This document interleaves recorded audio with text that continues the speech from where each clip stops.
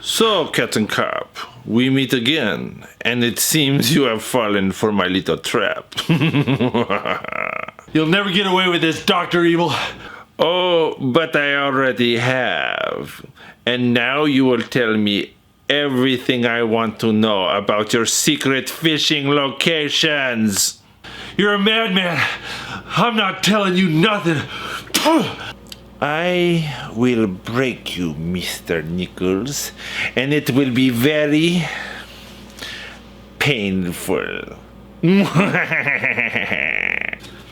What? What is this? Oh, it is a little something I invented myself. Every time I push this button, 10,000 million volts of electricity will course through your puny little body. And I assure you, it will be very painful. Do your worst. I'm not afraid to die.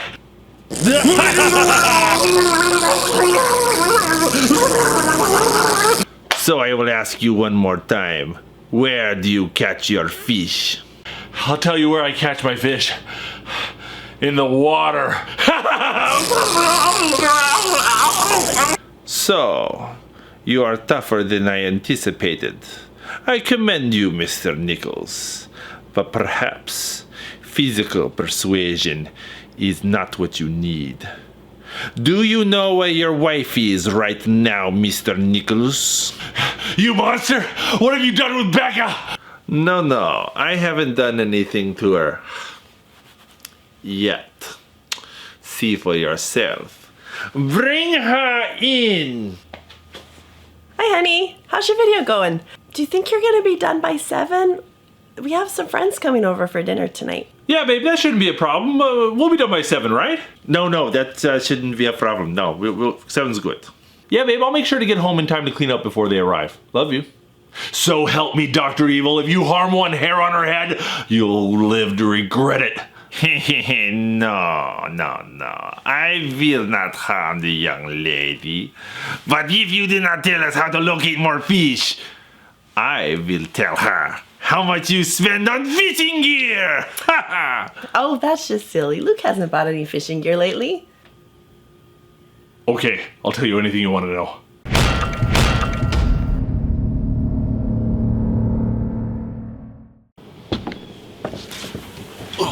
Hello and welcome to another episode of the Catfish and Carp YouTube channel. Today I'm going to share with you some of my secrets to locating fish. And to do this, we've got some really amazing graphics and animation and some other tools based on scientific data that's going to help you find more fish. This data and animation is based off the work of Professor Arlinghaus in Berlin. He's an expert in inland fisheries, and he publishes this data all the time on his Facebook page and his websites, and it's truly amazing. I would highly recommend you go check this out. I'll put some links in the description. But what he has done is he has taken tracking devices and implanted them in carp, catfish, yellow perch, tench, and some other predatory fish. And he's got this small natural lake, and he tracks the fish like every minute. They're swimming around, they're getting tracked. And he puts it into a graphic and animates it so that you can see where the fish are going and moving throughout the year, throughout the day, etc. Okay, so let me show you one of these graphics, and then we're going to talk about what it means and what you can do to catch more fish with this information. You can see that there's all these little dots swimming around this lake. The yellow dots are carp. The black dots are catfish, Wells catfish. The green dots are a European fish called a tench. It's like a small carp. And the red dot is a yellow perch. And in addition to tracking the fish's locations, other factors are being tracked as well. So you can see the depth of the fish compared to the water level. You can see the date and time. You can tell whether it's nighttime versus daytime based on whether it's a white background or a dark background.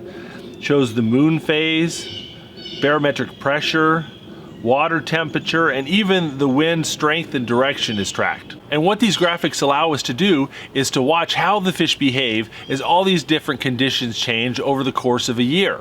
And it's absolutely amazing. I would highly recommend you spend some time looking at these graphics over on his website. Before we get started, there's two things I want to talk to you about. First off, patterns. Fish don't follow rules, they follow patterns. And while most fish will be doing one thing, there's always a handful of fish that go off and do whatever the heck they want to do. So while you can certainly catch fish a lot of different ways, not just the ways I'm going to talk about, it's important to understand the general patterns. That'll help you catch more fish. Additionally, I'm going to talk to you about 4 species of fish: carp, whales, catfish, tench, and yellow perch. However, you can learn a lot about other species by understanding these 4 species. First off, carp and catfish do a lot of the same stuff. So understanding how carp move will help you be a better catfisherman. The Wells catfish is not a fish we have here in North America, but it behaves a lot like a flathead and other of our North American species. So definitely pay attention to the patterns you're seeing here. I think they apply just as well to what we see here in North America. I'm really not going to focus on tench in this video because I'm just not an expert in tench. Yellow perch, however, are very much a visual predator. They're not exclusively a visual predator, but I would classify them as one. And there's a lot of other fish that are visual predators as well.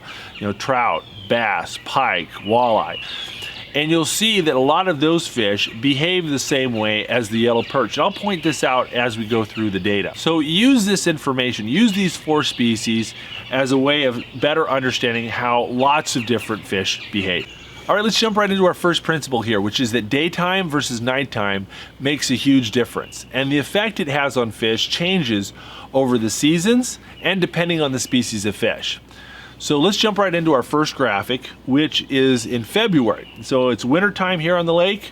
And remember, yellow dots are carp, black dots are catfish, and red dots are yellow perch. And we're going to start off in the daytime. And you can see the fish are reasonably active. Then the sun sets and they start to slow down, and right around 2 a.m. it just goes dead.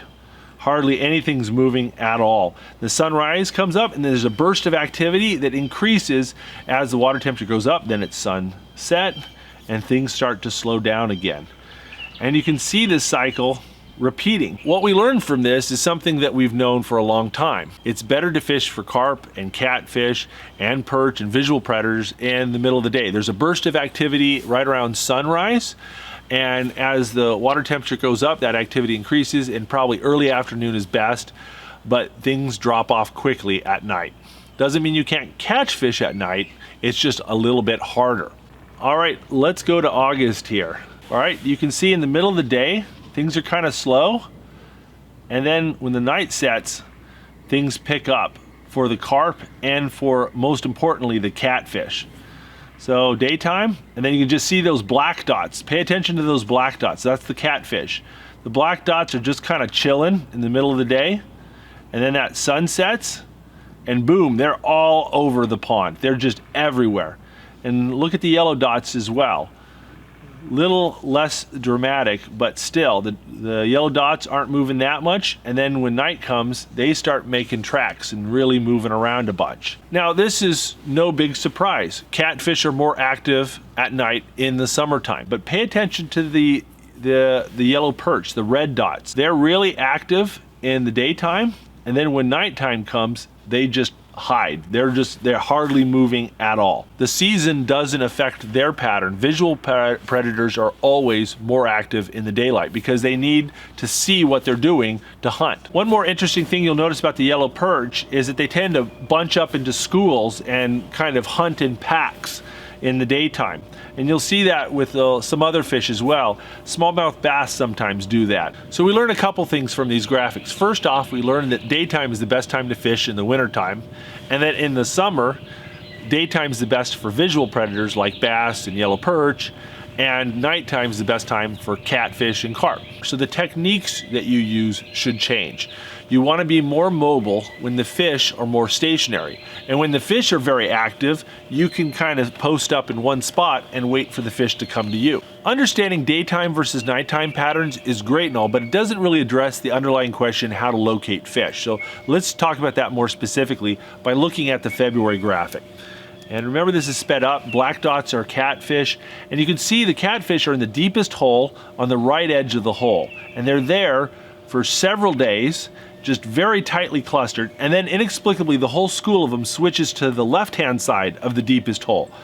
But either way, they just stay down there in the deep hole. Now let's watch the same graphic again, but pay attention to the carp there, the yellow dots. You can see that they heavily favor that bay area on the right, and they're not the shallowest spot, they're not in the deepest spot, they're kind of a little bit middle shallow area, but they're fairly concentrated. But the takeaway from this is that in the wintertime, you want to look for catfish on the edges of deep holes. Carp, on the other hand, are not going to be in the deepest holes, usually. They're going to be somewhere in between. They like to be in the mouths of bays and large flats and shallow areas. They don't focus around deep drop-offs as much as catfish do. They like more of the gradual slopes. All right, let's see how these patterns change with the seasons. Let's check out late May, early June here. And you can see that the fish are in the margins a whole lot more. They're not in their wintering grounds, and they're kind of going around the lake like a racetrack. A few of them are cutting across the middle. And you'll also notice that daytime versus nighttime doesn't seem to have as much of an effect on the fish. They're pretty crazy active all day long, and this is because it's that nice mild temperature in the spring. But what we learned from this graphic is that you don't need to be casting out far. Bank fishing is absolutely dynamite in the springtime. The fish are up close to the margins. That's where you want to be casting. In large reservoirs and lakes, the fish are going out into the fingers and they're getting away from the main body. And you can catch enormous fish very close to shore. My largest flathead catfish ever was caught 10 feet from shore in the springtime, 53-pound fish. You know these fish are moving up and down the shore, so you want to be on like a point of land. And a point of land is good for this because it's a choke point. Because some fish are swimming along the shore 10 feet from shore, and some fish are swimming along the shore 15 feet, and some are like 3 feet. But when you're on a point of land, they all kind of condense into one spot. All right, let's see what the fish are doing in August. So we're gonna go back to our August graphic here, and you're gonna notice first off, the fish are just not as concentrated as they were in our other two graphics. They're not concentrated in the deep, they're not concentrated in the shallow, they're just kind of more spread out. And this is pretty typical of the middle of the summer and early fall. So if you're learning to fish and you're trying to get a handle on where to find fish, middle of summer, early fall is a great time because the fish are kind of everywhere. It's hard to miss. Now, you're not going to catch huge numbers of fish. It's hard to go and pull 15 fish out of one spot, but you can cast pretty much anywhere and you've got a good chance of getting at least 1 or 2 fish. All right, let's see what the fish are doing in the fall, and let's go to our September graphic. And so you can see there that the catfish are no longer in the margins. They're almost exclusively in the deeper water, while the carp remain in the margins, and the perch just seem unaffected. This has been my experience, that I'll be fishing the margins in the summer, and as the water temperature starts to drop, the catfish disappear out of the margins, and then I catch exclusively carp in the shallow water. Perch are a cold water fish. They do very well in cold water. You can catch a lot of them ice fishing, and so they are one of the last fish to be affected by the drops in temperature. Now that we understand how the fish behave and move around with the different times of year, let's look at some actual lakes, and let me walk you through how I would go about trying to locate fish. So here we have Lake Frederick, and if I was fishing the wintertime for catfish, I would be looking right here, here, and here. I'd be looking at the deeper holes, like 30-foot plus, and I'd be looking on the edges of those deep holes, especially if it was the mouth of one of these long reservoir arms. And if I didn't get a bite within 15 minutes, I would pick up and try a different spot in that deep hole and keep fishing around until I found those fish. What you tend to find is that there'll be certain pockets the fish hang out at, and then the question becomes, are they at this pocket or are they at that pocket? If I was looking for carp in this same reservoir in February, in the dead of winter, I would be looking here, and I'd be looking here. I'd be looking for gentle slopes. They're kind of moderately deep, So probably with this reservoir looking like 15 feet deep, maybe 20 feet deep. And I would be looking something that's very close to a large open flat bay. Same principle applies though. I would cast out my baits if I didn't get a bite rather quickly, probably like 20 minutes or so. I would recast and just keep plucking down spots. I wouldn't use a lot of chum. I would just use a small bait, maybe a method lead, and just hit spots until I found where the fish were holding at. If I was fishing for catfish and carp in this same lake in the springtime, well, what I would be doing is I'd be fishing up near the margins, closer to shore, and I'd be start down at the body of the reservoir and then fish further up into the arms as spring progressed. And I would find points of land like here, here, or here, and I would stick my baits out at slightly different distances from shore, and I'd be a little bit more patient. I'd probably wait a good 2 hours for a bite before giving up and moving to another spot. In the heat of summer, pretty much anywhere on this reservoir will catch a catfish. I would look for structure, deep slopes, points of land, grass beds, places with a lot of bait fish, but I would move around a bit. I'd cast out, catch a fish or two. Once it cools down, I'd move and cast to another spot because the fish are very spread out. So you kind of catch all the fish in that area and then kind of move out. If it's at nighttime when the fish are moving around more, I might be a little bit more patient and stay in one spot all night long or for several hours, but you should be catching a fish at least every 30-40 minutes. If I was fishing this lake for catfish and carp in the fall, I would fish the carp just like I would in the springtime, up close to the margins, right in front of weed beds and emergent vegetation, points of land, that sort of thing. If I was fishing for catfish though, I would be aiming out more in the open water, 15 plus feet of water.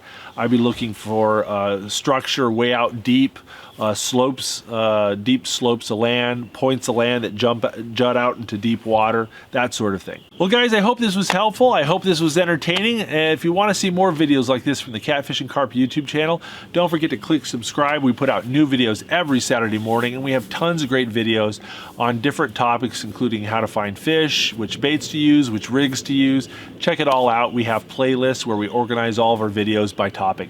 Thanks for watching, guys. Have a great day.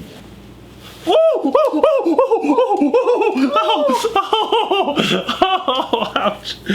Okay, I need 2 hands. I'm sorry. Jeez. Oh, that still hurts.